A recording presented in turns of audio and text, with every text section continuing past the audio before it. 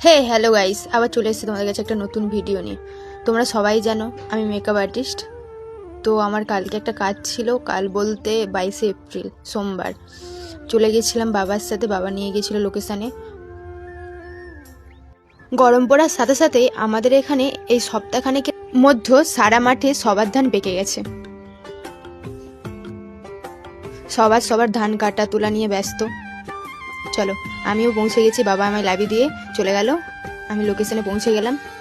গিয়ে সে একই রকম, প্রত্যেকটা ব্রাইডের বাড়িতে এটা হবেই, লেট।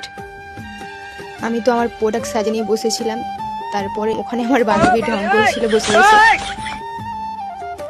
আমার টাইম দেওয়া হয়েছিল 4টে, কিন্তু ব্রাইড এসে পৌঁছালো পুরো 5টাতে।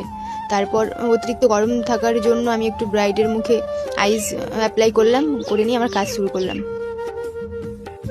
ব্রাইডের তেমন কোনো দাবি ছিল না, শুধু বলেছিল যে চোখের নিচে যেন না ব্ল্যাক কাজল দেওয়া হয়, কারণ আগের দিন যে সাজিয়েছিল সে অতিরিক্ত কাজল দিয়ে তার চোখটা বাজেভাবে করেছিল, সেই জন্য আমাকে বারবার বলে দিচ্ছিল। তারপরে আমার নিজের মতোই করতে বলেছিল। ওখানে ব্রাইড ফিডব্যাক দিয়েছিল, সে খুবই স্যাটিসফাইড, তার খুব ভালো লেগেছিল।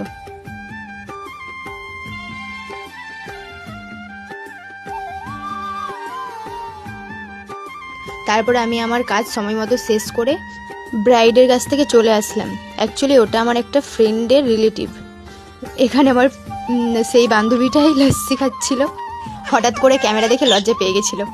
তারপর আমার আরেকটা ফ্রেন্ড, ওখানে ওদের সাথে গেলাম, গিয়ে ফুচকা তারপরে লাস্সি সব খাওয়া দাওয়া করলাম।